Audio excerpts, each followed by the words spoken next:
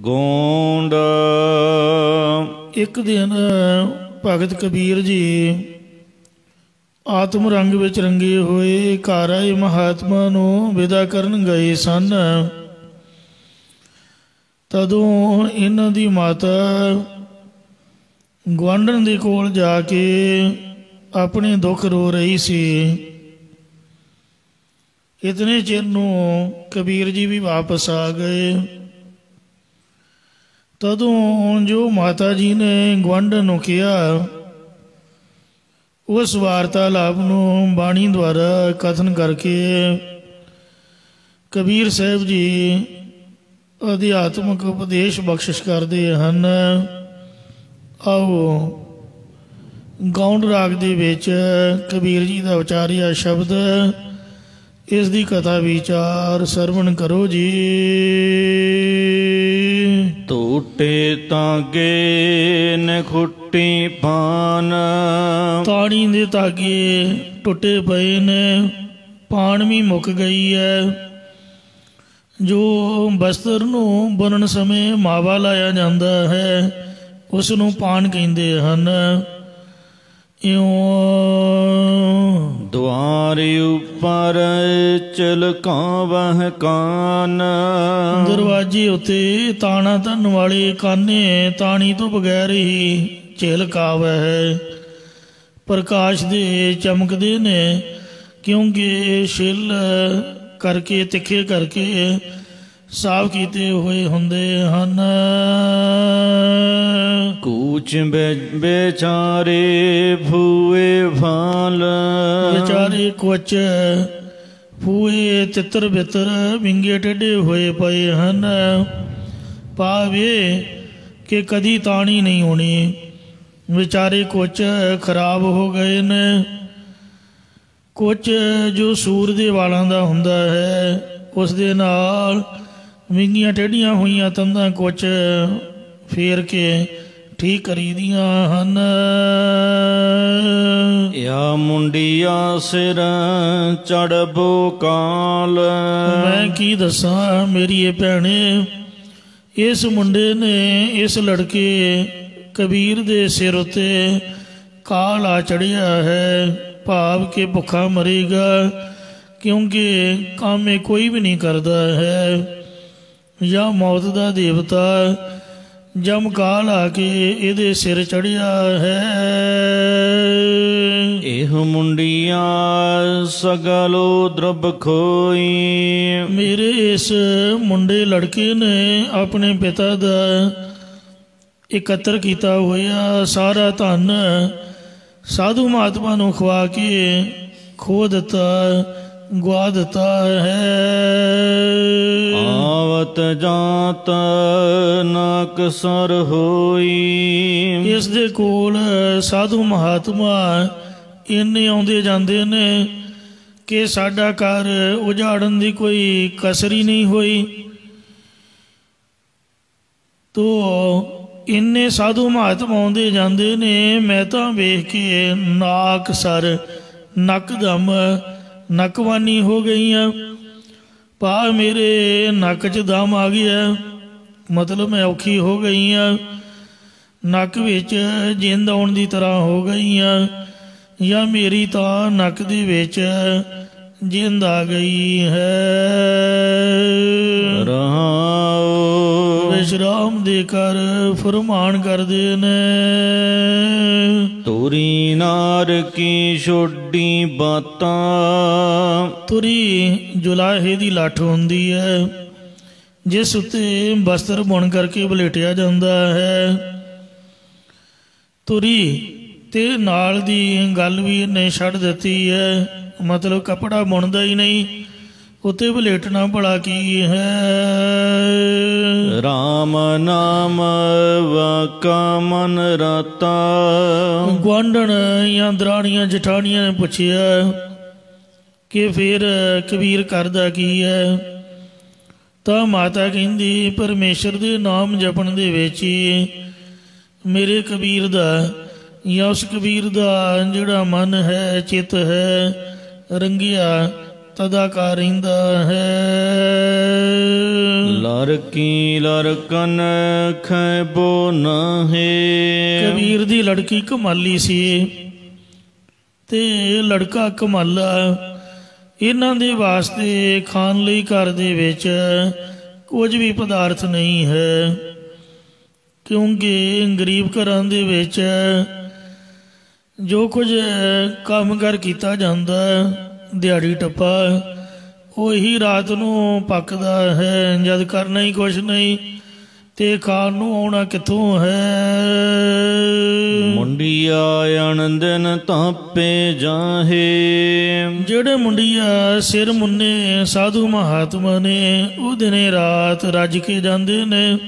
ਪਤਾ ਨਹੀਂ ਉਹਨਾਂ ਲਈ ਕਿੱਥੋਂ ਲੈ ਕੇ ਆਉਂਦਾ ਹੈ, ਕਿੱਥੋਂ ਲਿਆ ਉਹਨਾਂ ਨੂੰ ਖਵਾ ਦਿੰਦਾ ਹੈ। ਇੱਕ ਦੋਏ ਮੰਦਰ ਇੱਕ ਦੋਏ ਬਾਟ। ਇੱਕ ਦੋ ਸਾਧੂ ਤਾਂ ਘਰ ਵਿੱਚ ਆਏ ਹੁੰਦੇ ਨੇ ਤੇ ਇੱਕ ਦੋ ਨੂੰ ਕਬੀਰ ਰਸਤੇ ਤੋਰਨ ਜਾਂਦਾ ਹੈ, ਜਾਂ ਇੱਕ ਦੋ ਸਾਧੂ ਦਾ ਘਰ 'ਚ ਆ ਕੇ ਚਰਨੀ ਝਾੜਦੇ ਨੇ ਤੇ ਇੱਕ ਦੋ ਰਸਤੇ ਵਿੱਚ ਕਬੀਰ ਦਾ ਘਰ ਪੁੱਛਦੇ ਨੇ। ਹਮ ਕਉ ਸਾਥਰ ਯੁਨ ਕਉ ਖਾਟ। ਜਦ ਸਾਧੂ ਚਲੇ ਜਾਂਦੇ ਨੇ ਤਾਂ ਸਾਡਾ ਖਿਆਲ ਹੁੰਦਾ ਹੈ ਕਿ ਅੱਜ ਸਾਨੂੰ ਰਾਤ ਨੂੰ ਸੌਣ ਲਈ ਮੰਜੀਆਂ ਮਿਲ ਜਾਣਗੀਆਂ, ਪਰੰਤੂ ਸਾਧੂ ਆਉਂਦੇ ਵੇਖ ਕੇ ਅਸਾਂ ਨੂੰ ਕਹਿੰਦਾ ਕਿ ਤੁਸੀਂ ਤਾਂ 70 ਭੁੰਜੇ ਪੈ ਕੇ ਗੁਜ਼ਾਰਾ ਕਰ ਲਵੋ, ਤੇ ਉਹਨਾਂ ਸੰਤਾਂ ਨੂੰ ਮੰਜੀਆਂ ਵਿਛਾ ਕੇ ਦਿੰਦਾ ਹੈ। ਮੂੰਡ ਪਲੋਸ ਕਮਰ ਬਦ ਪੋਥੀ। ਉਹ ਜਿਹੜੇ ਸਾਧੂ ਮਹਾਤਮਾ ਸਿਰ ਮੁੰਨੇ ਆਪਣੀ ਟਿੰਡ ਪਲੋਸ ਕੇ ਭਾਵ ਸਿਰ ਮੂੰਹ ਦੇ ਹੱਥ ਫੇਰਦੇ ਆਉਂਦੇ ਨੇ, ਉਹਨਾਂ ਦੇ ਲੱਕ ਦੇ ਨਾਲ ਪੋਥੀਆਂ ਬੰਨੀਆਂ ਹੁੰਦੀਆਂ ਹਨ। ਹਮ ਕਉ ਚਾਬਨ ਯੁਨ ਕਉ ਰੋਟੀ। ਅਵਲ ਤਾਂ ਸਾਨੂੰ ਕਦੇ ਅੰਨ ਮਿਲਦਾ ਹੀ ਨਹੀਂ। ਜੇਕਰ ਕਿਤੇ ਮਿਲ ਜਾਵੇ ਕਿ ਅੱਜ ਭੋਜਨ ਛਕਾਂਗੇ ਤਾਂ ਉਸ ਵੇਲੇ ਸਾਧੂ ਆ ਜਾਂਦੇ ਨੇ। ਫਿਰ ਕਬੀਰ ਅਸਾਂ ਨੂੰ ਦਾ ਚੱਬਣ ਵਾਸਤੇ ਭੁੰਨੇ ਹੋਏ ਛੋਲੇ ਦੇ ਦਿੰਦਾ ਤੇ ਉਹਨਾਂ ਨੂੰ ਰੋਟੀਆਂ ਪਕਾ ਕੇ ਖਵਾਉਂਦਾ ਹੈ। ਪਹਿਲਾ ਸਮਾਂ ਸੀਗਾ, ਕਣਕ ਦਾ ਪ੍ਰਸ਼ਾਦਾ ਬਹੁਤ ਦੁਰਲੱਭ ਸੀਗਾ। ਲੋਕ ਮਾਲਵੇ ਦੇ ਵਿੱਚ ਅਜੇ ਵੀ ਬਾਜਰੇ ਦੀ ਰੋਟੀ ਖਾਂਦੇ ਨੇ, ਮੱਕੀ ਦੀ ਰੋਟੀ, ਬਾਜਰੇ ਦੀ ਰੋਟੀ, ਛੋਲਿਆਂ ਦੇ ਆਟੇ ਦੀ ਰੋਟੀ, ਜਾਂ ਪੈਲੀ ਦੇ ਵਿੱਚ ਆਪਣੀ ਖੇਤੀ ਵਿੱਚ ਉੱਗੇ ਹੋਏ ਛੋਲੇ। ਅੱਜ ਕੱਲ੍ਹ ਤਾਂ ਉਹ ਵੀ ਮਹਿੰਗੇ ਨੇ, ਪਰ ਉਹ ਘਰ ਦੇ ਹੋਣ ਕਰਕੇ ਛੋਲੇ ਚੱਬੇ ਜਾਂਦੇ। ਕਣਕ ਦਾ ਪ੍ਰਸ਼ਾਦਾ ਬਹੁਤ ਦੁਰਲੱਭ ਸੀ। ਇਹਦੇ ਤੋਂ ਇਹ ਸਪਸ਼ਟ ਹੁੰਦਾ ਹੈ ਕਿ ਸਾਨੂੰ ਤਾਂ ਪੁੱਜੇ ਹੋਏ ਛੋਲੇ ਦਿੰਦਾ ਤੇ ਸਾਧੂ ਮਹਾਤਮਾ ਨੂੰ ਕਣਕ ਦੇ ਪ੍ਰਸ਼ਾਦੇ ਰੋਟੀਆਂ ਪਕਾ ਖਵਾਉਂਦਾ ਹੈ। ਮੁੰਡਿਆ ਮੁੰਡਿਆ ਹੋਏ ਇੱਕ ਮੇਰਾ ਮੁੰਡਾ ਤੇ ਇੱਕ ਸਿਰ ਮੁੰਨੇ ਬੈਰਾਗੀ ਸਾਧੂ, ਇਹ ਰਲ ਕੇ ਇੱਕੋ ਜਿਹੇ ਹੋ ਗਏ ਹਨ। ਇਹ ਮੁੰਡਿਆ ਬੂੜਤ ਕੀ ਟੇਕਾ। ਇਸ ਮੁੰਡੇ ਲੜਕੇ ਨੇ ਡੁੱਬਣ ਦੀ ਓਟ ਲੈ ਲਈ ਹੈ, ਭਾਵੇਂ ਕਿ ਹੁਣ ਡੁੱਬ ਜਾਏਗਾ, ਜਿਉਂਦਾ ਨਹੀਂ ਰਹਿ ਸਕਦਾ। ਜਾਂ ਮੇਰੇ ਇਸ ਲੜਕੇ ਨੇ ਡੁੱਬੇ ਹੋਏ ਭਾਵ ਸਾਧਾਂ ਦੀ ਓਟ ਲੈ ਲਈ ਹੈ।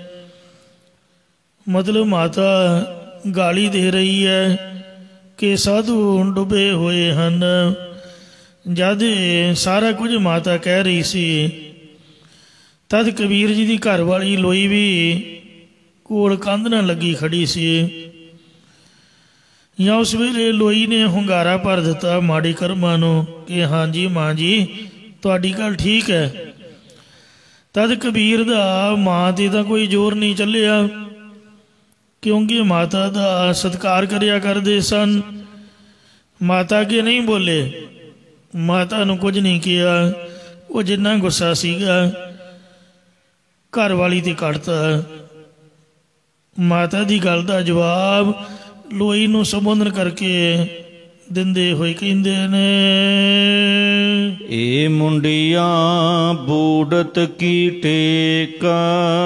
ਜਦ ਮਾਂ ਨੇ ਆਖਿਆ ਕਿ ਮੇਰੇ ਇਸ ਲੜਕੇ ਨੇ ਡੁੱਬੇ ਸਾਧਾਂ ਦੀ ਓਟ ਲਈ ਹੈ ਤਾਂ ਕਬੀਰ ਜੀ ਕਹਿੰਦੇ ਹਨ, ਸੁਣ ਅੰਦਲੀ ਲੋਈ ਬੇਪੀਰਾ।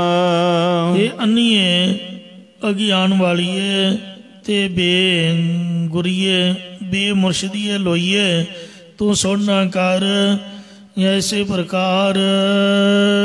ਸੁਣ ਅੰਦਲੀ ਲੋਈ ਬੇਪੀਰਾ। ਇਹ ਅਗਿਆਨ ਕਾਰਨ ਅੰਨੀ ਹੋਈ ਲੋਈਏ ਸੁਣਨਾ ਕਰ, ਤੂੰ ਪੀੜਾ ਤੂੰ ਰਹਿਤ ਇੰਜ ਹੋਵੇਂਗੀ। ਐਨ ਮੁੰਡਿਆਂ ਪੰਜ ਸਰਨ ਕਬੀਰ। ਕਬੀਰ ਸਾਹਿਬ ਜੀ ਕਥਨ ਕਰਦੇ ਨੇ ਕਿ ਜੇਕਰ ਇਹਨਾਂ ਸਾਧੂ ਮਹਾਤਮਾ ਦੀ ਓਟ ਵਿੱਚ ਦੌੜ ਕੇ ਭੱਜ ਕੇ ਭੈਣਾ ਕਰੇਂਗੀ ਤਾਂ ਤੇਰਾ ਭਲਾ ਹੋਵੇਗਾ, ਜਾਂ ਇਹਨਾਂ ਮਹਾਤਮਾ ਜਨਾਂ ਦੀ ਸ਼ਰਨ ਪੈ ਕੇ ਅਸਾਂ ਕਬੀਰ ਜਿਹੜਾ ਸਭ ਤੋਂ ਵੱਡਾ ਪਰਮੇਸ਼ਰ ਹੈ ਉਹਨੂੰ ਭਜਨਾ ਸਿਮਰਨਾ ਕੀਤਾ ਹੈ, ਜਾਂ ਇਹਨਾਂ ਮਹਾਤਮਾ ਜਨਾਂ ਦੁਆਰਾ ਪਰਮੇਸ਼ਰ ਦੀ ਸ਼ਰਨ ਵਿੱਚ ਭਜ ਪ੍ਰਾਪਤ ਹੋਣਾ ਕਰ। ਕਬੀਰ ਸਾਹਿਬ ਜੀ ਦੇ ਐਸੇ ਬਚਨ ਸੁਣ ਕੇ ਮਾਤਾ ਚੁੱਪ ਹੋ ਗਈ। ਇਸ ਪ੍ਰਕਾਰ ਭਗਤ ਕਬੀਰ ਸਾਹਿਬ ਜੀ ਨੇ ਐਸਾ ਸਿਧਾਂਤ ਕਥਨ ਕੀਤਾ ਹੈ ਕਿ ਭਾਵੇਂ ਸੰਬੰਧੀ ਕਿਸ ਤਰ੍ਹਾਂ ਵੀ ਤਕਲੀਫ ਦੇਵੇ, ਪਰਮੇਸ਼ਰ ਪ੍ਰਾਪਤੀ ਵਾਲਾ ਪ੍ਰੇਮ ਨਹੀਂ ਛੱਡਣਾ ਚਾਹੀਦਾ, ਜਾਂ ਜੇਕਰ ਕੋਈ ਸੰਬੰਧੀ ਸਤਸੰਗੀ ਬਣੇ ਤਾਂ ਉਹਨੂੰ ਸਤਸੰਗੀ ਬਣਾ ਲੈਣਾ ਚਾਹੀਦਾ। ਜਿਹੜਾ ਕੁਸੰਗਤ ਦੇ ਨਾਲ ਪ੍ਰੇਮ ਕਰਨ ਵਾਲਾ ਹੋਵੇ ਉਹਦੇ ਨੇੜੇ ਨਹੀਂ ਲੱਗਣਾ ਚਾਹੀਦਾ। ਇਸ ਲਈ ਇਹਦਾ ਅਰਥ ਇਹੀ ਸਮਝਣਾ ਕਿ ਜਿਵੇਂ ਕਿਵੇਂ ਕਰਕੇ ਆਪਣੇ ਸੰਬੰਧੀਆਂ ਨੂੰ ਸਤਸੰਗੀ ਬਣਾ ਕੇ ਭਲਾ ਕਰ ਦੇਣਾ ਚਾਹੀਦਾ। ਇਸ ਪਾਵਨ ਸ਼ਬਦ ਵਿੱਚ ਭਗਤ ਜੀ ਨੇ ਸਤਸੰਗਤ ਦੀ ਮਹਿਮਾ ਮਾਈ ਦੇ ਵਿਅੰਗ ਬਚਨਾਂ ਦੁਆਰਾ ਕਹੀ ਹੈ ਕਿ ਸਤਸੰਗਤ ਦੇ ਨਾਲ ਪ੍ਰੇਮ ਕਰਨਾ ਚਾਹੀਦਾ। ਜੋ ਸਤਸੰਗਤ ਲੋਕ ਪਰਲੋਕ ਵਿੱਚ ਸਹਾਇਕ ਹੁੰਦੀ ਹੈ। ਹੁਣ ਇਸ ਪਾਵਨ ਸ਼ਬਦ ਦੇ ਪਹਿਲਾਂ ਆਪਣੇ ਬਾਹਰੀ ਅਰਥ ਸਰਵਣ ਕੀਤੇ ਨੇ, ਹੁਣ ਇਸੇ ਦੇ ਹੀ ਅੰਤਰੀ ਭਾਵ ਦੇ ਵਿੱਚ ਇੰਜ ਅਰਥ ਸਮਝਣਾ ਕਰੋ ਜੀ। ਐਨ ਮੁੰਡਿਆਂ ਪੰਜ ਸਰਨ ਕਬੀਰਾ। ਭਗਤ ਕਬੀਰ ਸਾਹਿਬ ਜੀ ਕਥਨ ਕਰਦੇ ਨੇ ਕਿ ਨਾ ਮਹਾਤਮਾ ਜਨਾਂ ਦੀ ਓਟ ਦੇ ਵਿੱਚ ਪੈਣਾ ਕਰੋ। ਮਹਾਤਮਾ ਜਨਾਂ ਦੀ ਓਟ ਦੇ ਵਿੱਚ ਪੈ ਕੇ ਕੀ ਪ੍ਰਾਪਤ ਹੋਵੇਗਾ? ਮੂੰਡ ਪਾਲੋ ਸਾ ਕਮਰ ਬਦ ਪੋਥੀ। ਹੁਣ ਆਰੰਭ ਤੋਂ ਬਖਸ਼ਿਸ਼ ਕਰਦੇ ਨੇ ਕਿ ਮਹਾਤਮਾ ਜਨ ਮਨ ਰੂਪੀ ਸਿਰ ਨੂੰ ਕਿਰਪਾ ਰੂਪੀ ਹੱਥ ਨਾਲ ਪਲੋਸ ਦੇਣਗੇ, ਫਿਰ ਸਿੱਖਿਆ ਦੇਣਗੇ ਕਿ ਜੋ ਧਾਰਮਿਕ ਪੋਥੀਆਂ ਪਰਮੇਸ਼ਰ ਦੀ ਪ੍ਰਾਪਤੀ ਬਾਬਤ ਕਥਨ ਕਰਦੀਆਂ ਨੇ ਉਹਨਾਂ ਉੱਤੇ ਆਪਣਾ ਕਮਰ ਕੱਸਾ ਬੰਨ੍ਹਣਾ ਕਰੋ, ਭਾਵ ਉਹਨਾਂ ਦੇ ਅਨੁਸਾਰ ਆਪਣਾ ਜੀਵਨ ਬਣਾਉਣਾ ਕਰੋ। ਹਮ ਕਉ ਚਾਬਨ ਉਨ ਕਉ ਰੋਟੀ। ਅੰਗਤਾ ਮਮਤਾ ਨੂੰ ਚੱਬ ਦੇਵੋ, ਨਾਸ਼ ਕਰੋ। ਔਰ ਉਹਨਾਂ ਸੰਤ ਮਹਾਤਮਾ ਦੇ ਉਪਦੇਸ਼ ਦੁਆਰਾ ਸਤ ਸੰਤੋਖ ਦਇਆ ਧਰਮ ਵਿਚਾਰ ਆਦਿ ਗੁਣਾਂ ਨੂੰ ਧਾਰਨ ਰੂਪ ਰੋਟੀ ਖਾਣਾ ਕਰੋ। ਟੂਟੇ ਤਾਗੇ ਨਖੁੱਟੀ ਪਾਨ। ਪਹਿਲਾਂ ਵਿੱਚੋਂ ਵਿੱਚੋਂ ਪੰਕਤੀਆਂ ਪੜ੍ਹੀਆਂ ਗਈਆਂ ਨੇ, ਹੁਣ ਆਰੰਭ ਤੋਂ ਬਖਸ਼ਿਸ਼ ਕਰਦੇ ਨੇ। ਐਸੇ ਸੰਤ ਮਹਾਤਮਾ ਦੇ ਉਪਦੇਸ਼ ਨੂੰ ਧਾਰਨ ਕਰਨ ਵਾਲੇ ਪੁਰਖਾਂ ਦੇ ਅੰਦਰੋਂ ਜਾਂ ਸੰਤਾਂ ਮਹਾਤਮਾ ਦੇ ਅੰਦਰੋਂ ਮੋਹ ਰੂਪੀ ਧਾਗੇ ਜਾਂ ਸੰਸਕਾਰਾਂ ਰੂਪੀ ਧਾਗੇ ਟੁੱਟ ਗਏ ਨੇ ਅਤੇ ਦੁਨੀਆ ਦੇ ਨਾਲ ਪ੍ਰੀਤ ਕਰਨ ਰੂਪ ਜਾਂ ਮਾਸ਼ਰਾ ਰੂਪੀ ਪਾਨ ਵੀ ਮੁੱਕ ਗਈ ਹੈ। ਭਾਵ सारी वासना समाप्त हो चुकी है। द्वारी उपर झिलका वह कान, दरबारियां वाले शरीर ਦੇ 9 ਗੋਲਕਾਂ ਦੇ ਵਿਸ਼ਿਆਂ ਤੋਂ ਉੱਤੇ ਹੋ ਗਏ ਹਨ। ਇਸ ਕਰਕੇ ਉਹਨਾਂ ਦੇ ਅੰਦਰ ਕਾਨ ਕ੍ਰਿਸ਼ਨ ਆਦਿਕ ਰੂਪਾਂ ਨੂੰ ਧਾਰਨ ਕਰਨ ਵਾਲਾ ਪਰਮੇਸ਼ਰ ਅੰਦਰ ਝਿਲਕਾਵੇ ਹੈ, ਝਿਲਕਾਉਂਦਾ ਚਮਕਾਉਂਦਾ ਹੈ। ਇਸੇ ਪ੍ਰਕਾਰ द्वारी उपर झिलका वह कान, ਉਹ ਦੁਆਰਿਆਂ ਵਾਲੇ ਸਰੀਰ ਦੇ 9 ਗੋਲਕਾਂ ਦੇ ਵਿਸ਼ਿਆਂ ਤੋਂ ਉੱਪਰ ਹੋ ਗਏ ਨੇ। ਇਸੇ ਕਰਕੇ ਉਹਨਾਂ ਦਾ ਅੰਤःਕਰਨ ਰੂਪੀ ਕਾਨ ਚੇਤਨ ਬ੍ਰਹਮ ਗਿਆਨ ਦੀ ਪ੍ਰਾਪਤੀ ਵਾਸਤੇ ਸ਼ੁਭ ਗੁਣਾਂ ਦੇ ਸਹਿਤ ਸ਼ੁੱਧ ਹੋ ਕੇ ਚਮਕਾਉਂਦਾ ਹੈ। कूच बेचारे फूए फाल, ਜੋ ਫਾਲ ਪਦਾਰਥ ਹੋਏ ਫੈਲੇ ਹੋਏ ਸਨ ਉਹ ਸਭ ਕੂਚ ਕਰ ਜਾਣ ਵਾਲੇ ਪਾਪ ਨਾਸ਼ਵਾਨ ਵਿਚਾਰ ਨਾ ਕੀਤੇ ਨੇ। ਇਸੇ ਪ੍ਰਕਾਰ कूच बेचारे फूए फाल, ਜਦ ਗੁਰਾਂ ਦੁਆਰਾ ਪਰਮਾਰਥ ਦੀ ਵਿਚਾਰ ਕੀਤੀ ਤਦ ਗੁਰੂ ਉਪਦੇਸ਼ ਨੂੰ ਵਿਚਾਰਨੇ ਕਰਕੇ ਹਿਰਦੇ ਦੇ ਅੰਦਰੋਂ ਸਾਰੇ ਪਦਾਰਥਾਂ ਦੀ ਇੱਛਾ ਕੂਚ ਕਰ ਗਈ ਹੈ।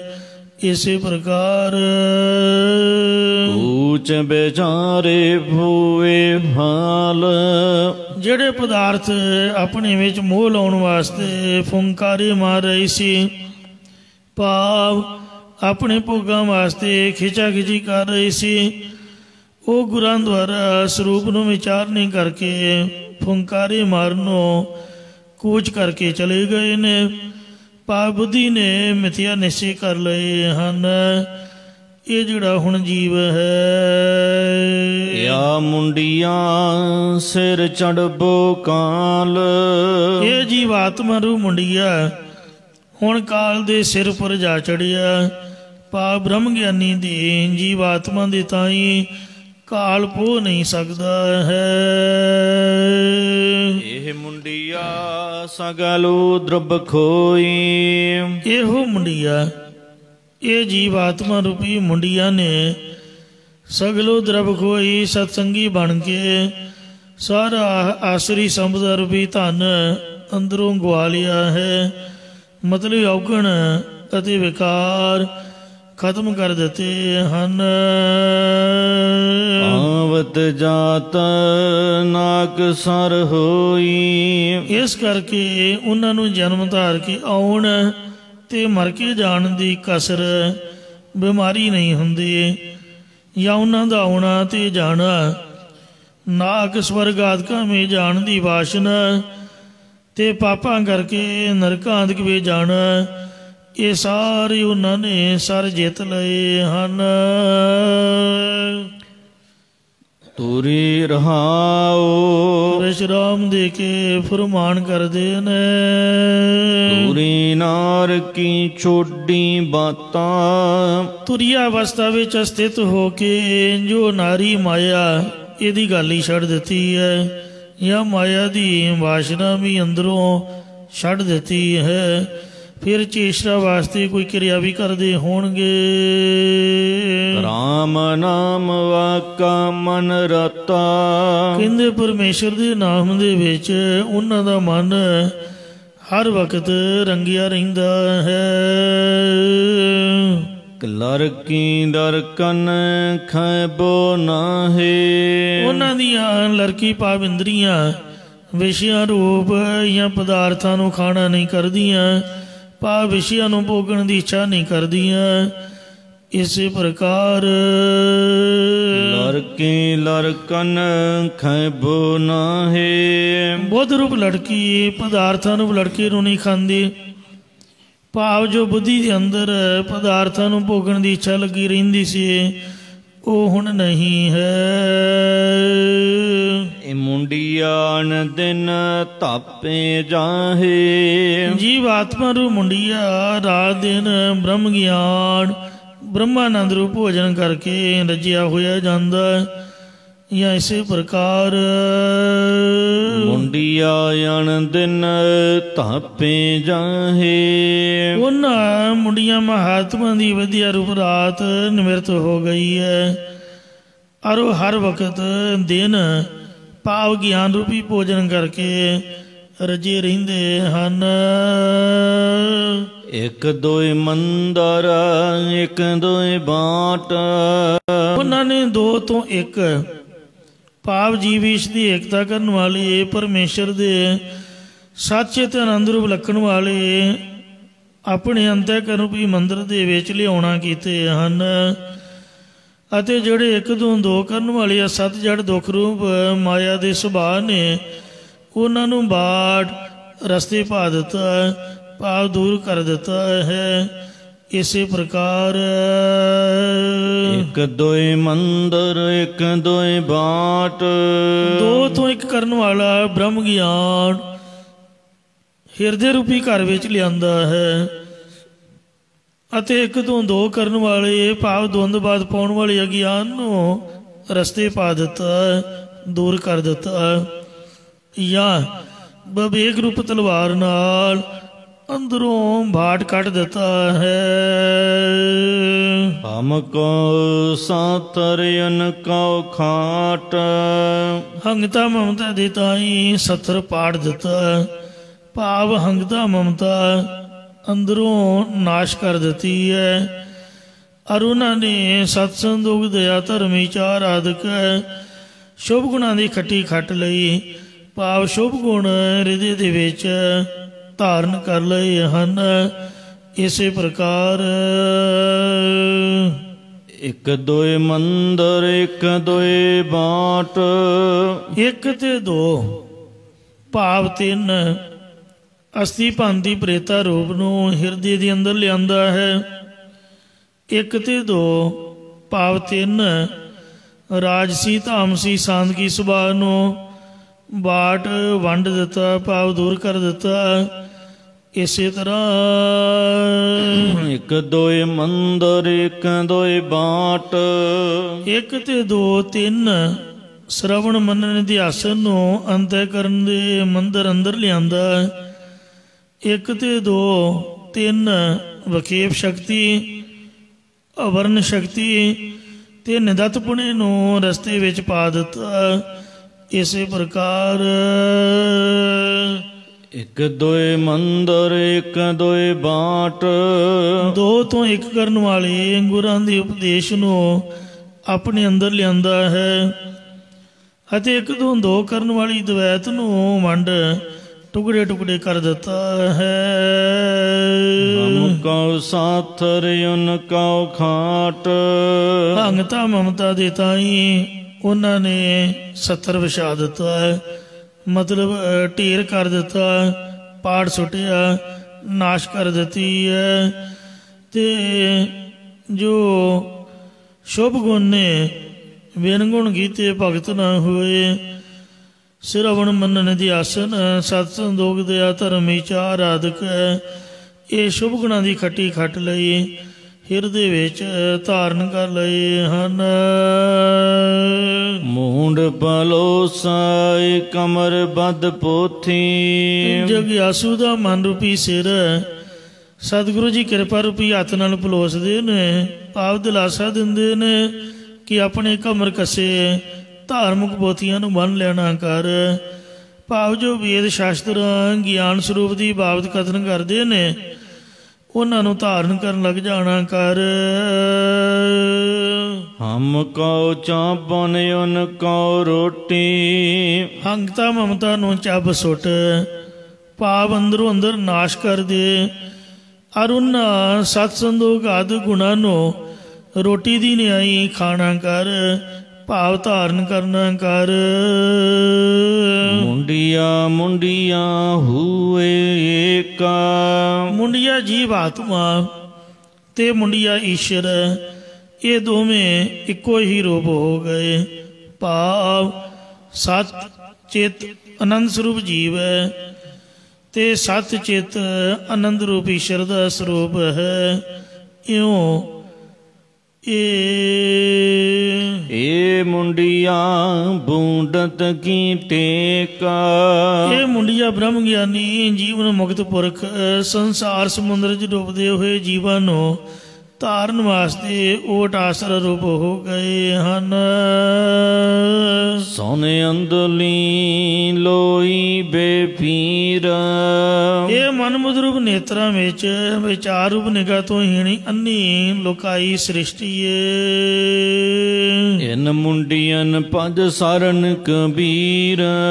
ਸਾਡੀ ਸੁਖਿਆ ਨੂੰ ਸੁਣਨਾ ਕਰ, ਫਿਰ ਤੂੰ ਜੰਮਣ ਮਰਨ ਦੀ ਪੀੜਾ ਤੋਂ ਰਹਿਤ ਹੋ ਜਾਏਂਗੀ। ਕਿਹੜੀ ਸਿੱਖਿਆ? ਭਗਤ ਕਬੀਰ ਜੀ ਕਥਨ ਕਰਦੇ ਕਿ ਇਹਨਾਂ ਮੁੰਡਿਆਂ ਬ੍ਰਹਮ ਵੇਤੇ ਮਹਾਤਮਾ ਜਨਾਂ ਦੀ ਭੱਜ ਕੇ ਸ਼ਰਨ 'ਚ ਪੈਣਾ ਪਵੇਗਾ, ਫਿਰ ਆਵਾ ਗਾਉਣ ਤੇਰਾ ਮਿਟ ਜਾਵੇਗਾ। ਗੌਂਡ ਕੋਈ ਸ਼ਾਹੂਕਾਰ ਮਾਇਆ ਦੀ ਬਹੁਤੀ ਸਿਫਤ ਕਰ ਰਿਹਾ ਸੀ। ਉਹਨੂੰ ਵੇਖ ਕੇ ਭਗਤ ਜੀ ਨੇ ਭਾਮਣ ਸ਼ਬਦ ਉਚਾਰਨ ਕੀਤਾ ਗੌਂਡ ਰਾਗ ਦੇ ਵਿੱਚ।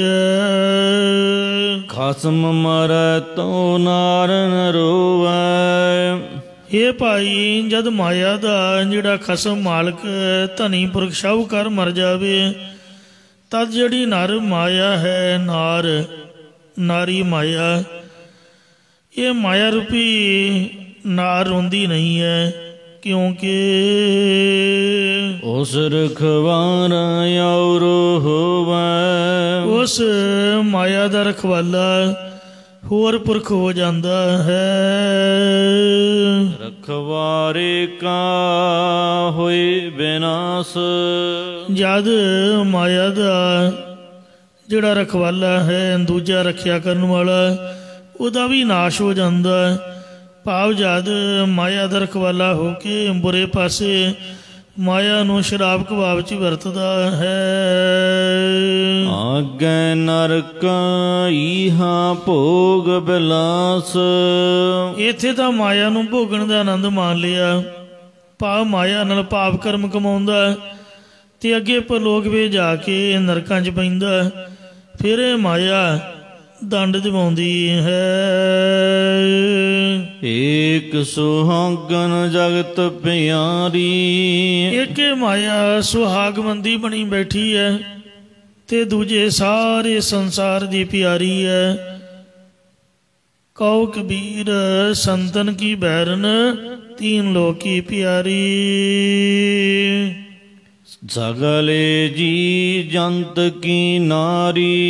ਇਹ ਮਾਇਆ ਸਾਰੇ ਸੂਖਮ ਸਥੂਲ ਜੀਵਾਂ ਦੀ ਜੀ ਵੱਡੇ ਸੂਖਮ ਸਥੂਲ ਜੀਵ ਤੇ ਜੰਤ ਸੂਖਮ ਜੀਵ, ਇਹਨਾਂ ਦੀ ਇਸਤਰੀ ਬਣੀ ਬੈਠੀ ਹੈ, ਘਰ ਦੀ ਮਾਲਕ ਬਣੀ ਬੈਠੀ ਹੈ।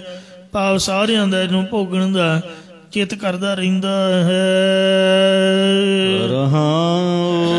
ਵਿਸ਼ਰਾਮ ਦੇ ਕੇ ਫਰਮਾਨ ਕਰਦੇ ਨੇ। ਸੁਹਾਗਨ ਗਲ ਸੋਹੈ ਹਾਰ। ਸੁਹਾਗਮੰਦੀ ਮਾਇਆ ਦੀ ਗਲ ਵਿੱਚ ਜੀਵਾਂ ਨੂੰ ਮੋਹਿਤ ਕਰਨ ਲਈ ਪਦਾਰਥਾਂ ਦਾ ਜਾਂ ਸ਼ਬਦ ਸਪਰਸ਼ ਰੂਪ ਰਸ ਗੰਧ ਆਦਿਕ ਵਿਸ਼ਿਆਂ ਰੂਪੀ ਹਾਰ ਸ਼ੋਭ ਰਹੇ ਹਨ। ਇਸੇ ਪ੍ਰਕਾਰ ਸੁਹਾਗਣ ਗਲ ਸੋਹੈ ਹਾਰ। ਮਾਇਆ ਚੇਤਨ ਰੂਪ ਹੋ ਕੇ ਵਿਕਾਰੀ ਲੋਕਾਂ ਦੇ ਮਨ ਨੂੰ ਮੋਹਣ ਲਈ ਸਦਾ ਸ਼ੋਭਨੀਕ ਬਣੀ ਰਹਿੰਦੀ ਹੈ। ਅੰਤ ਕੋ ਵੇਖਾ ਬਿਗਸੈ ਸੰਸਾਰ। ਸੰਸਾਰ ਜਗਤ ਇਸ ਮਾਇਆ ਨੂੰ ਵੇਖ ਕੇ ਬਿਗਸੈ ਪ੍ਰਸੰਨ ਹੁੰਦਾ ਹੈ ਤੇ ਸੰਤ ਮਹਾਤਮਾ ਜਨਾਂ ਨੂੰ ਇਹ ਜ਼ਹਿਰ ਦੀ ਤਰ੍ਹਾਂ ਨਿਗਾਹ ਵਿੱਚ ਆਉਂਦੀ ਹੈ। ਕਰ ਸਿੰਗਾਰ ਬਹਿ ਪਖਿਆਰੀ। ਇਹ ਜਿਹੜੀ ਮਾਇਆ ਹੈ ਪਖਿਆਰੀ ਵੇਸਵਾ ਦੀ ਤਰ੍ਹਾਂ ਸ਼ਿੰਗਾਰ ਕਰ ਕਰਕੇ ਬੈਠਦੀ ਹੈ। ਇਸੇ ਪ੍ਰਕਾਰ ਕਰ ਸਿੰਗਾਰ ਬਹਿ ਪਖਿਆਰੀ।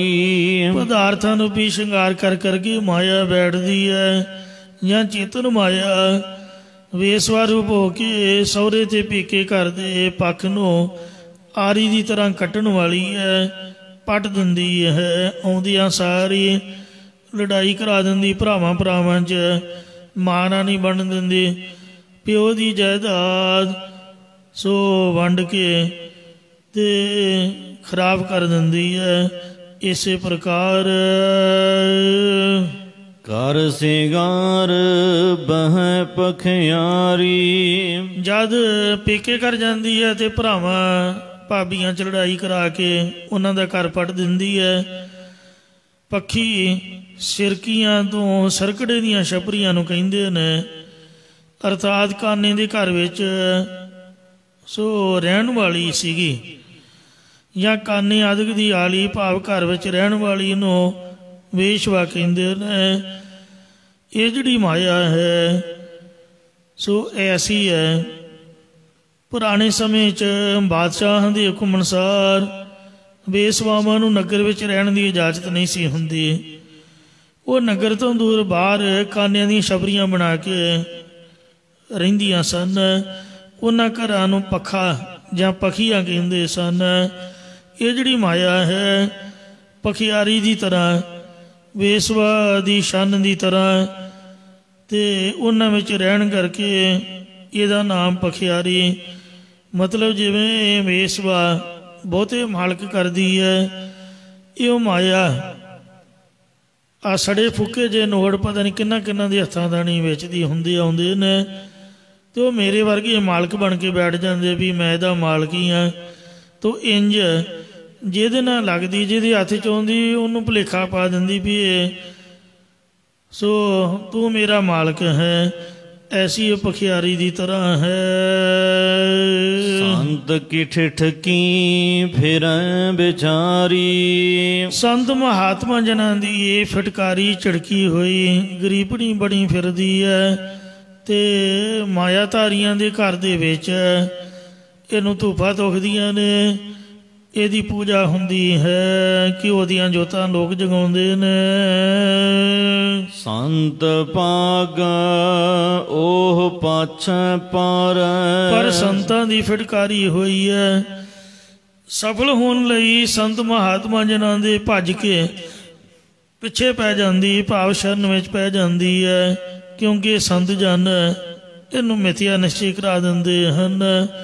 ਇਸੇ ਪ੍ਰਕਾਰ ਸੰਤ ਭਾਗ ਉਹ ਪਾਛੈ ਜਿਹੜੇ ਮੇਰੇ ਵਰਗੇ ਪਖੰਡੀ ਸੰਤ ਨੇ, ਉਹਨਾਂ ਨੂੰ ਤਾਂ ਬੜੋਚ ਦੀ ਮਿੰਟ 'ਚ ਆਮ ਬੰਦੇ ਵੱਲ ਘੱਟ ਵੇਖਦੀ ਹੈ।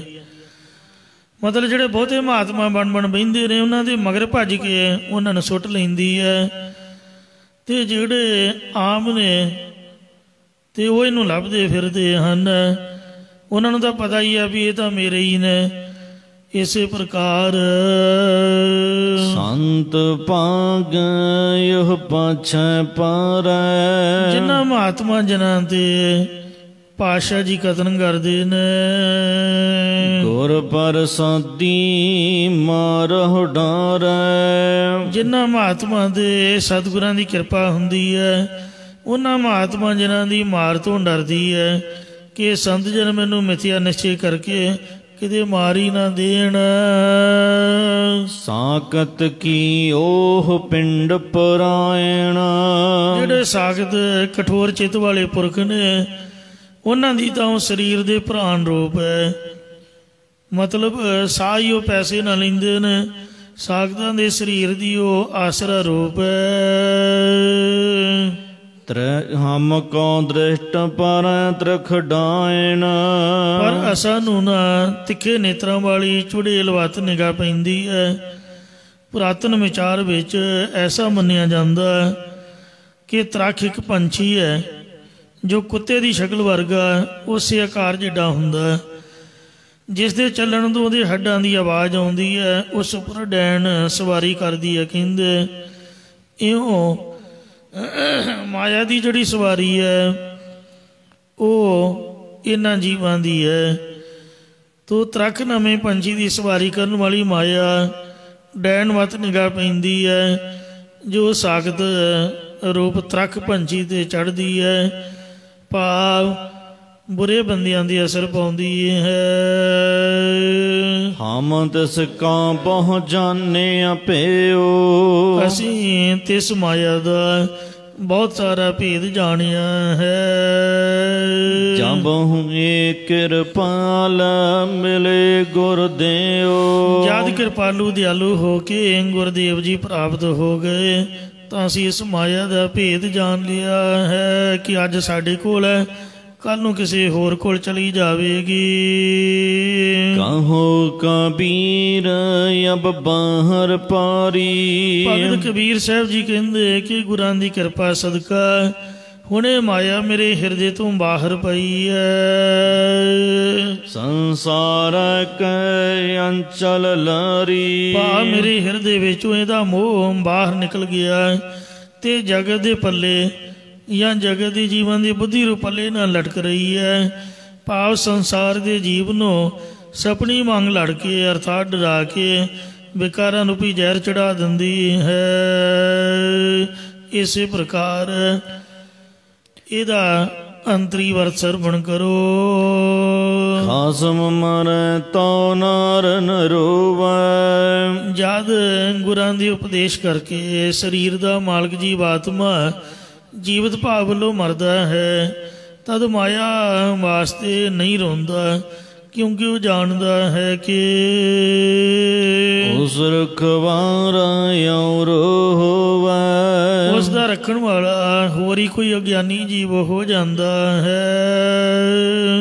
रखवारे का होए विनाश, माया पदार्थां दी रखवाले ਅਤੇ ਦੇਹ ਅਧਿਆਸ ਕਰਨ ਵਾਲੇ ਪੁਰਖ ਦਾ ਵੀ ਇੱਕ ਦਿਨ ਨਾਸ਼ ਹੋ ਜਾਂਦਾ ਹੈ। ਆਗੈ ਨਰਕ ਈਹਾ ਭੋਗ ਬਿਲਾਸ, ਸਕਾਮੀ ਪੁਰਖ ਨੂੰ ਅੱਗੇ ਪਰਲੋਕ ਵਿੱਚ ਜਾ ਕੇ ਨਰਕ ਭੋਗਣਾ ਪੈਂਦਾ, ਪਰ ਇੱਥੇ ਭੋਗਾਂ ਨੂੰ ਭੋਗਣ ਕਰਕੇ ਉਹ ਆਨੰਦ ਮਾਣਦਾ ਹੈ। ਜਾਂ ਮਸ਼ਈ ਪੁਰਖ ਇੱਥੇ ਸਰੀਰ ਕਰਕੇ ਭੋਗਾਂ ਦੇ ਬਿਲਾਸ ਵਿੱਚ ਫਸਿਆ ਰਹਿੰਦਾ, जिस करके बाणी का फैसला है भोगं तां रोगं, जे भोग भोगे ने ते तां ही रोगी होया है। एक सुहागन जगत प्यारी, एक भगती रूप सुहागन ही जगत विच संसार विच संतां महात्मा नूं चंगी लगदी है। इस प्रकार एक सुहागन जगत प्यारी, एक ब्रह्म ज्ञानी रूप सुहागन सखी दी प्रभु नाल कीती हुई प्रीति सारे संसार नूं चंगी लगदी है। सगले जी जंत की नारी, सारे सूक्ष्म जीव ते स्थूल जीवां दी बाबत जान के सब नूं नारी भाव किनारे कर दिता है। इस प्रकार एक सगले जी, हाँ जी, सगले जी जंत की नारी, जिस माया ने सारे जीवां नूं वाजा बना छड्डिया, इहदे बजाए वाजे वजदे ने, उस माया तो महात्मा जन किनारे हो गए, भाव स्वतंत्र हो गए, माया का त्याग करके वैराग रूप किनारे वाल हो गए ने। विश्राम देकर फरमान करदे ने। सुहागन गल सोहै हार, सुहागवंती महात्मा रूप सखी दे हिरदे रूपी गल दे विच परमेश्वर का नाम या ज्ञान या श्रवण मनन अध्यासन रूपी हार पाया शोभा पाउंदा है। संत कौ बेखै बिगसै संसार, संत जना ने विषयां दे ताई जैह रूप जान के त्याग दिता ਅਤੇ जिस चेतन ब्रह्म ਦਾ सारे जीवां अंदर चेतन सत्ता रूपी प्रकाश दिस ਰਿਹਾ ਉਸ ਦੀ ਪ੍ਰਾਪਤੀ ਕਰਦੇ सारा संसार विषयां नूं भोग के प्रसन्न हुंदा है। कार सिगार बहै पखियारी, संत जन शुभ गुणां नूं धारण करन नूं श्रृंगार करदे ने और निर्विकल्प समाधि ला के बैठे रहिंदे ने ते उन्हां दा पक्ष जो लोक परलोक दे पाउंदे सी ਉਹ ਵਿਵੇਕ ਰੂਪ ਆਰੀ ਨਾਲ ਕੱਟ ਦਿੱਤੇ ਨੇ ਜਾਂ ਆਸਰੀ ਸੰਬਦਾ ਰੂਪੀ ਪੱਖ ਨੂੰ ਬਵੇਕ ਰੂਪਾਰੀ ਨਾਲ ਕੱਟ ਦਿੱਤਾ ਹੈ। ਸੰਤਨ ਕੀ ਠਿਠਕੀ ਫਿਰੈ ਵਿਚਾਰੀ, ਸੰਤ ਕੀ ਠਿਠਕੀ, ਸੰਤ ਜਨ ਸਰੂਪ ਦੀ ਵਿਚਾਰ ਕਰਕੇ ਦੇਹ ਅਭਿਮਾਨ ਵੱਲੋਂ ਫਿਰੈ ਵਿਚਾਰੀ, ਫਿਰ ਗਏ ਨੇ। ਵਿਚਾਰੀ ਸਰੂਪ ਦੀ ਵਿਚਾਰ ਕਰਕੇ ਦੇਹ ਅਭਿਮਾਨ ਵੱਲੋਂ ਜਦ ਫਿਰ ਗਏ, ਇਸ ਕਰਕੇ ਸੰਤ ਕੀ ਠਿਠਕੀ, ਉਹਨਾਂ ਨੇ ਸਵੈ ਸਰੂਪ ਦੇ ਵਿੱਚ ਠਿਠਕੀ ਭਾਵ ਅਸਥਿਤੀ ਪਾ ਲਈ ਹੈ, ਜਾਂ ਸੰਤ ਮਹਾਤਮਾ ਦੀ ਇਹ ਫਟਕਾਰੀ ਹੋਈ ਹੈ। ਇਸੇ ਕਰਕੇ ਇਹ ਵਿਚਾਰੀ ਸੰਸਾਰ ਵਿੱਚ ਤੁਰੀ ਫਿਰਦੀ ਹੈ, ਜਾਂ ਸੰਤਾਂ ਮਹਾਤਮਾ ਨੇ ਸਰੂਪ ਦੀ ਵਿਚਾਰ ਕਰਕੇ ਆਪਣੇ ਚਿੱਤ ਨੂੰ ਇਸ ਵੱਲੋਂ ਫੇਰ ਲਿਆ, ਇਸ ਕਰਕੇ ਠਠੰਬਰ ਗਈ ਹੈ।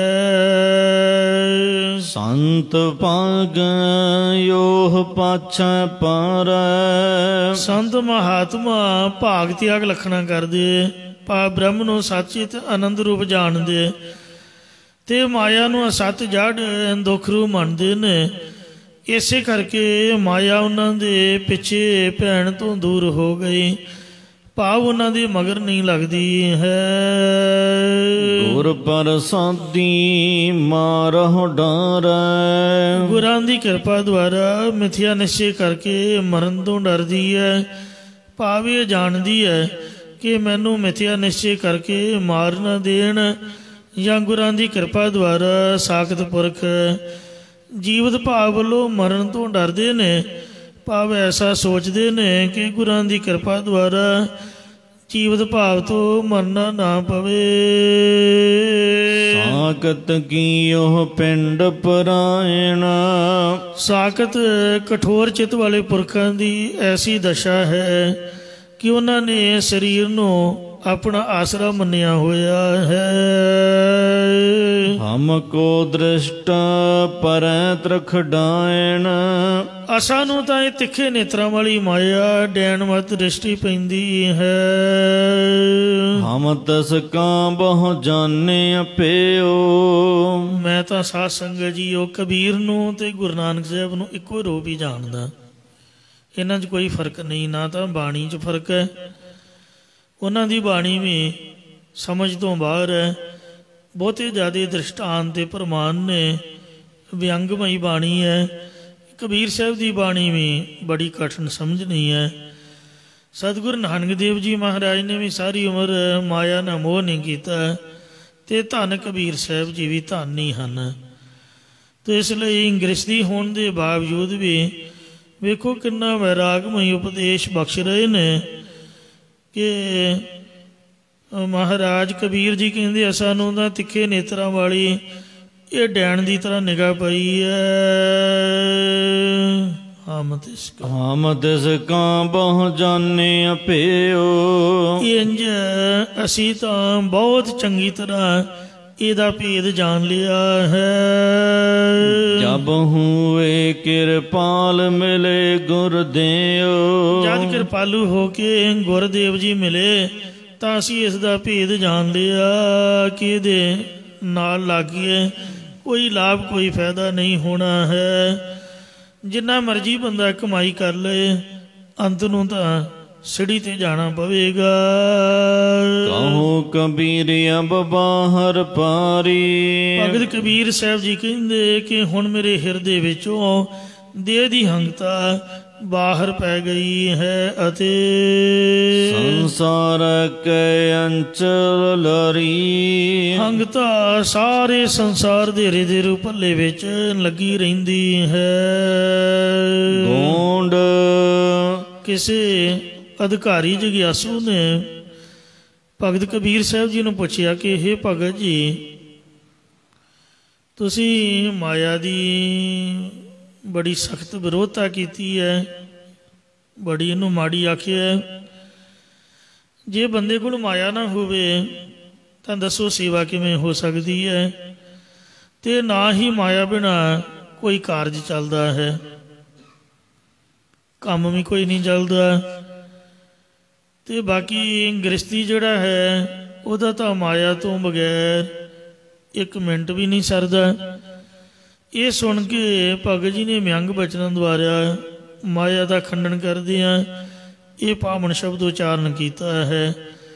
ਜਾਪ ਦਾ ਮੰਡਨ ਹੈ ਕਿ ਮਾਇਆ ਦੀ ਸ਼ੋਭਾ ਕਰਨ ਲੱਗੇ ਨੇ, ਪਰ ਹੈ ਖੰਡਨ। ਆਓ ਪਿਆਰ ਨਾਲ ਸੁਣੋ ਜੀ। ਗ੍ਰਹਿ ਸੋਭਾ ਜਾ ਕਰੇ ਨਾਹੇ। ਇਹ ਗੁਰਮੁਖੋ ਤੁਹਾਡੀ ਗੱਲ ਇਹ 100% ਸਹੀ ਹੈ। ਇਹ ਠੀਕ ਹੈ ਕਿ ਜਿਹੜਾ ਬੰਦਾ ਗ੍ਰਸਤੀ ਹੈ, ਭਾਵੇਂ ਜਿੰਨਾ ਮਰਜ਼ੀ ਉਹਦੇ ਕੋਲ ਪੈਸਾ ਹੋਵੇ ਓਨਾ ਹੀ ਥੋੜ੍ਹਾ ਹੈ। ਗ੍ਰਸਤੀ ਬੰਦੇ ਦੇ ਘਰ ਵਿੱਚ ਜੇ ਮਾਇਆ ਨਾ ਹੋਵੇ, ਉਹਦੇ ਘਰ ਦੀ ਵਡਿਆਈ ਬਨਾਵਟ ਕੋਈ ਬਹੁਤੀ ਚੰਗੀ ਨਹੀਂ ਲੱਗਦੀ ਕਿਸੇ ਨੂੰ ਵੀ। ਅਤੇ ਮਾਪੇ ਹੀ ਕੱਢ ਦਿੰਦੇ ਨੇ ਵੀ ਜਾਓ ਭਾਈ ਵਿਆਹ ਕਰਤਾ, ਜਾਂ ਤਾਂ ਖਰਚਾ ਦਿਓ ਰੋਟੀ ਪਾਣੀ ਬਿਜਲੀ ਪਾਣੀ ਦਾ, ਅਤੇ ਜਾਂ ਫਿਰ ਆਪ ਦਾ ਪੜ੍ਹਿਆ ਵਿਚਾਰੋ ਤਿੱਤਰ ਹੋਵੋ। ਬਸ ਇੰਨਾ ਕੀ ਮਤਲਬ ਸੀਗਾ। ਤੋ ਨਾ ਕਰੋ ਮੋਹ ਅਤੇ ਤੁਰੇ ਫਿਰੋ। ਤੋ ਇਸ ਵਾਸਤੇ ਇਹ ਤੋਂ ਬਗੈਰ ਤਾਂ ਮਾਂ ਪਿਓ ਵੀ ਕੱਢ ਦਿੰਦੇ ਨੇ ਘਰੋਂ, ਤੇ ਸਰਦਾ ਨਹੀਂ ਹੈ। ਆਵਤ ਪਹੀਆ ਖੁਦੇ ਜਾਹੇ। ਜੇਕਰ ਕੋਈ ਮੰਗਣ ਵਾਲਾ ਹੀ ਆ ਗਿਆ ਸਮਝ ਲਓ, ਤੇ ਚਾਹ ਘਰ ਬਣੀ ਹੋਈ ਨਹੀਂ, ਉਹਨੂੰ ਬੰਦਾ ਕੀ ਪਿਆਊਗਾ? ਰੋਟੀ ਘਰ ਪੱਕੀ ਹੋਈ ਨਹੀਂ, ਆਪ ਤਾਂ ਮਾੜਾ ਮੋਟਾ ਰੁੱਖਾ ਮਿੱਸਾ ਬੰਦਾ ਖਾ ਲਓ, ਚੱਲ ਰਾਤ ਦਾ ਪਿਆ ਤੇ ਆਪਾਂ ਖਾ ਪੀ ਕੇ ਘੜੀ ਠਹਿਰ ਕੇ, ਤੇ ਉਹ ਲੋਕ ਨਿੰਦਿਆ ਕਰਨਗੇ ਵੀ ਚੰਗਾ ਇਹ ਬੰਦਾ ਗ੍ਰਸਤੀ ਹੈ, ਪਤਾ ਨਹੀਂ ਝੂਠ ਹੀ ਬੋਲ ਰਿਹਾ ਖਵਾਉਣ ਦਾ ਮਾਰਾ। ਮਤਲਬ ਜੇ ਕੋਈ ਪ੍ਰਾਹੁਣਾ ਆ ਜਾਏ ਉਹਨੂੰ ਤਾਂ ਤਰ੍ਹਾਂ ਤਰ੍ਹਾਂ ਦੇ ਪਦਾਰਥ ਖਵਾਉਣੇ ਪੈਂਦੇ ਨੇ। ਜੇ ਘਰ 'ਚ ਆਪਦੇ ਪਦਾਰਥ ਨਹੀਂ ਤਾਂ ਰਾਈ ਜੋਤੀ ਆਉਂਦੇ ਜਾਂਦੇ ਪ੍ਰਾਹੁਣੇ ਮੰਗਤੇ ਕੋਈ। ਸੋ ਜਿਹੜੇ ਅਭਿਆਗਤ ਹਨ ਉਹ ਭੁੱਖੇ ਹੀ ਤੁਰ ਜਾਣ, ਉਹ ਨਿੰਦਿਆ ਕਰਦੇ ਨੇ, ਸਾਰੇ ਪਿੰਡ 'ਚ ਗੱਲ ਫੈਲਾ ਦਿੰਦੇ। ਤੋ ਇਸ ਵਾਸਤੇ ਮਿੱਤਰ ਲੋੜੇਨ ਸੋ ਖਾਧਾ ਤਾ। ਵਾਕੈ ਅੰਤਰ ਨਹੀਂ ਸੰਤੋਖ। ਰਾਈ ਨੂੰ ਤਾਂ ਪਾਣੀ ਚਾਹੀਦਾ, ਜੇ ਪਾਣੀ ਵੀ ਨਹੀਂ ਬੰਦਾ ਪਿਆ ਸਕਦਾ ਦੱਸੋ ਕੀ ਕਰੂਗਾ? ਰੋਟੀ ਵੀ ਚਾਹੀਦੀ ਹੈ। ਉਹਦੇ ਹਿਰਦੇ ਵਿੱਚ ਰੋਟੀ ਪਾਣੀ ਤੋਂ ਬਗੈਰ ਸਬਰ ਸੰਤੋਖ ਨਹੀਂ ਹੁੰਦਾ, ਕਿਉਂਕਿ ਉਹਦੀ ਭੁੱਖ ਗੱਲਾਂ ਨਾਲ ਨਿਵਰਤ ਨਹੀਂ ਹੋਣੀ ਹੈ। ਬਿਨ ਸੁਹਾਗਣ ਲਾਗੈ ਦੁਖ।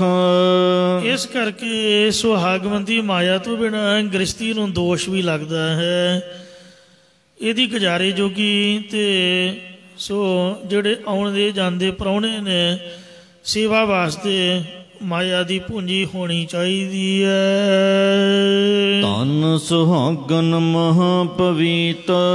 ਭਗਤ ਜੀ ਵਿਅੰਗ ਬਚਨ ਨਾਲ ਕਹਿੰਦੇ ਕਿ ਸੁਹਾਗਵੰਤੀ ਮਾਇਆ ਧਨਤਾ ਦੇ ਯੋਗ ਤੇ ਬੜੀ ਹੀ ਪਵਿੱਤਰ ਹੈ। ਤਬੇ ਤਬੇ ਸਰ ਡੋਲਾ ਚੀਤ।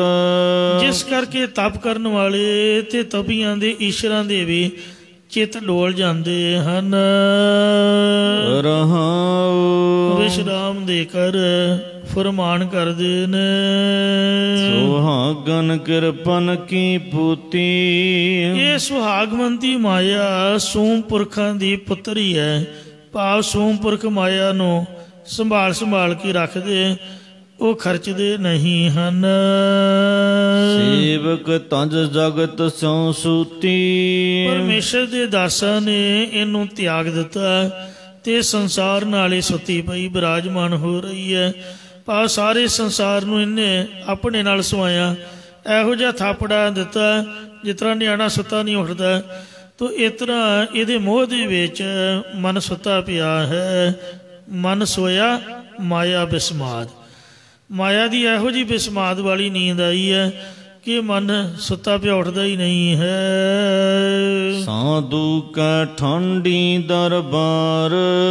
ਸ੍ਰੇਸ਼ਟ ਮਹਾਤਮਾ ਜਨਾਂ ਦੇ ਦਰਬਾਰ 'ਚ ਮਾਇਆਧਾਰੀ ਲੋਕ ਖੜੇ ਰਹਿੰਦੇ, ਜਾਂ ਮਾਇਆ ਦਾਸੀ ਭਗਤਾਂ ਕੀ ਕਾਰ ਕਮਾਵੇ, ਦਾਸੀ ਹੋ ਕੇ ਖੜੀ ਰਹਿੰਦੀ ਤੇ ਇੰਜ ਬੇਨਤੀ ਕਰਦੀ ਹੈ ਕਿ ਸਰਨ ਤੇਰੀ ਮੋਕੋ ਨਿਸਤਾਰ।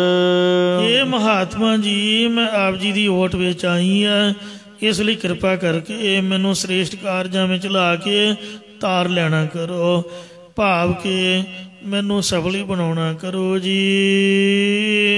ਸੁਹਾਗਨ ਹੈ ਅਤ ਸੁੰਦਰੀ। ਜੋ ਇਹ ਸੁਹਾਗਮੰਦੀ ਮਾਇਆ ਹੈ, ਇਹ ਅਤਿਅੰਤ ਸੋਹਣੇ ਸਰੂਪ ਵਾਲੀ ਹੈ। ਪਗ ਨੇਵਰ ਛਨਕ ਸ਼ਨ ਹਰੀ। ਇਸ ਜੜ ਮਾਇਆ ਦੇ ਪੈਰਾਂ 'ਚ ਪਦਾਰਥਾਂ ਰੂਪੀ ਝਾਂਜਰਾਂ ਛਣ ਛਣ ਕਰ ਰਹੀਆਂ।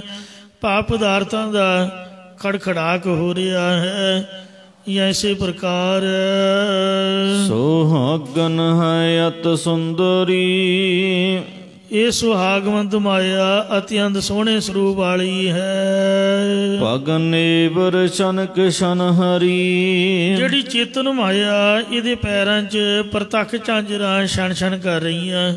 ਜਾਂ ਚੇਤਨ ਮਾਇਆ ਪੈਰਾਂ 'ਚ ਪਾਈਆਂ ਝਾਂਜਰਾਂ ਦੀ ਛਣਕਾਰ ਨਾਲ, ਇੱਕ ਛਿਨ ਵਿੱਚ ਵਿਸ਼ਿਆਂ ਦੀ ਖਿੱਚ ਰੂਪ ਛਣਕਾਟ ਨਾਲ ਕਾਮੀ ਪੁਰਖਾਂ ਦੇ ਮਨ ਨੂੰ ਚੁਰਾ ਲੈਂਦੀ ਹੈ।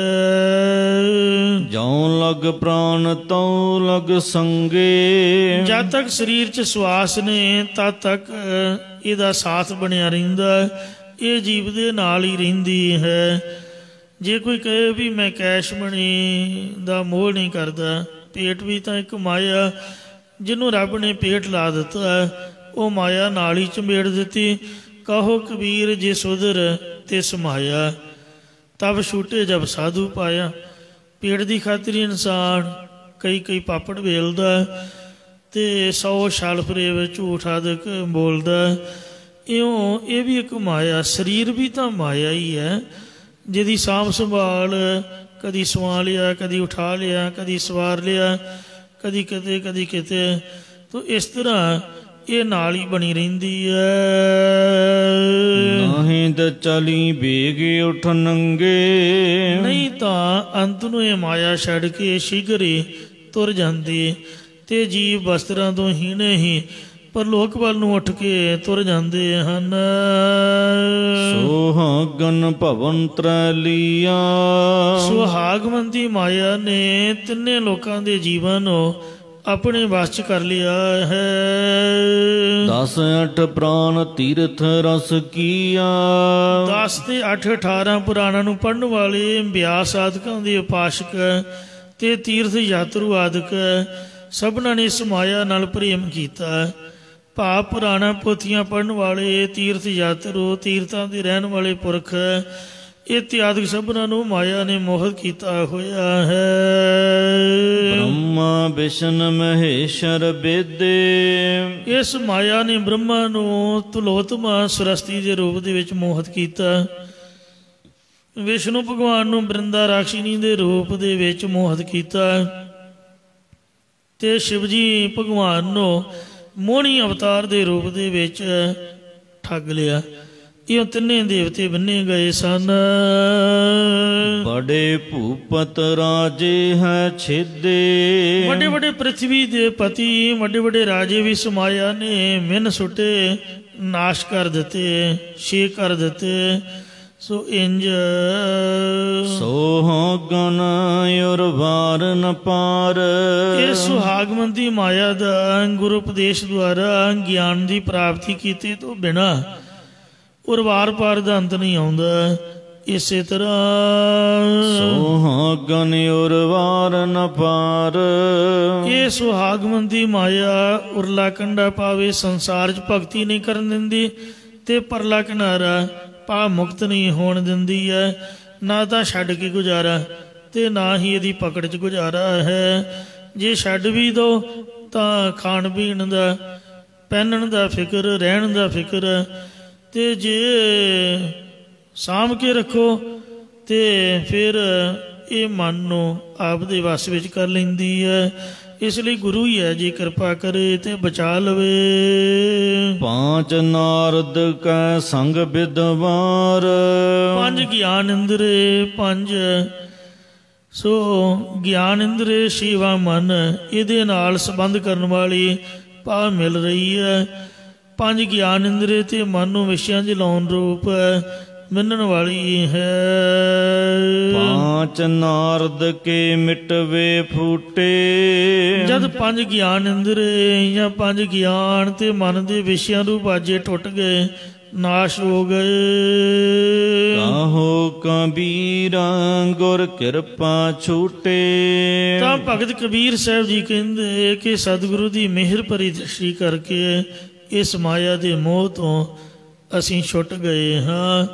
ਸੋ ਜਿਹਨੂੰ ਗੁਰੂ ਸਾਹਿਬ ਕਿਰਪਾ ਕਰਕੇ ਛੁਡਾ ਲੈਂਦੇ ਨੇ ਉਹਦਾ ਜਿਹੜਾ ਮੋਹ ਹੈ ਉਹ ਛੁੱਟ ਜਾਂਦਾ। ਇਉਂ ਇਹ ਕਬੀਰ ਸਾਹਿਬ ਜੀ ਨੇ ਬਖਸ਼ਿਸ਼ ਕੀਤੀ ਹੈ ਬਾਹਰੀ ਅਰਥ ਦੁਆਰਾ। ਇਹਦਾ ਜੋ ਅੰਤਰੀ ਅਰਥ ਹੈ ਉਹ ਕੱਲ੍ਹ ਨੂੰ ਆਪਾਂ ਵਿਚਾਰਾਂਗੇ ਜੀ। ਭੁੱਲਾਂ ਚੁੱਕਾ ਖਿਮਾ ਕਰਨੀ ਆ, ਅੱਗੇ ਤੋਂ ਸਮਤ ਬਖਸ਼ਣੀ। पांच नारद के मिटवे फूटे, काहू कबीरा गुर किरपा छूटे। माफ करना एक मिनट, बस इको मिनट। फतेह बुलाने तो पहला मैनू याद आ रहा, मैं पहली बार इंग्लैंड च गया। लीड्स मेरी वीक सीगी गुरुद्वारा साहब, तो एक दो दिन तो आउन लंघ जाते, फिर सोचीदा भी चलो किसी को की डिस्टर्ब करना। तो मैं लंगर हाल दे विच तुर फिर के पाठ कर रहा सी। यही बेला कथा तो बाद एक रागी सिंह बड़े प्यार सत्कार वाले जिन्ना सदी वार लाई मेरे नाल ही वीक सीगी, अपने मेरे को आए। मैनू कहंदे एक गल समझावां। मैं कहा जी दसो। स्पैशल ना कोई फतेह ना कोई जानकारी, सिर्फ यही गल आके की। उन्होंने मन परेशान होगा। मैं कहा हाँ जी दसो जी। कहते गल काम दी है, पल्ले बन ली। मैं कहा जी दसो, हथ जोड़ ले। कहते पहली बार आया? मैं कहा जी हाँ। कहते मैं 5-7 बार आ चुका, तो कदी ये नहीं सोचना जिंदगी विच भी 1 पाउंड तो 10 पाउंड बन जान, तो 10 तो 1000 बन जाए, तो 1000 तो लख बन जाए। मतलब कदी भी मन में ये नहीं सोचना भी मैं पैसे नूं वधा लवां। जिदन तुसीं ये सोचोगे उदन ही फड़े जाओगे, मुदड़े मोढे पाओगे, तुहाडा मन अशांत होगा, बाणी नहीं पढ़ सकोगे, नितनेम कर सकोगे। मैं कहा जी की होया? कहते 10 लाख रुपया इथों इकट्ठा किया सीगा, कोई गहने रख के लै गया, तो मुड़ के ढिला जा मूँह करके आखे जी विआह जाना, गहने भी लै गया, 10 भी लख भी गया, तो गहने भी गए, तुरे फिरो जज कोल। हुण मेरा मन कहती इन्ना परेशान है भी कीर्तन करीदा पर मन नहीं टिकदा, क्योंकि नुकसान हो गया। वो मैनू गल उहदी हमेशा याद रहिंदी है। सचमुच ही कबीर जी सुखी ने। श्री गुरु नानक देव महाराज की बाणी ताइयों साडा मार्ग दर्शन करती है, क्योंकि इन्हां महापुरखों ने केवल वाहिगुरु के नाम नूं, कथा कीर्तन गुरबाणी नूं तरजीह दिती। तो अज भी चढ़दी कला का प्रतीक हैं, आपां उन्हां तों सेध लैंदे आ। तो जेड़े इहदे वहण च रुड़ जांदे ने, बनदा बनदा तो कुछ भी नहीं, जिस तरह आया बंदा उतरा ही जाता। नांगी आवन नांगी जाना, कोई न रह है राजा राना। सतगुरु रहमत करन, किरपा करनी, उपदेश हृदय च वस जाए जी।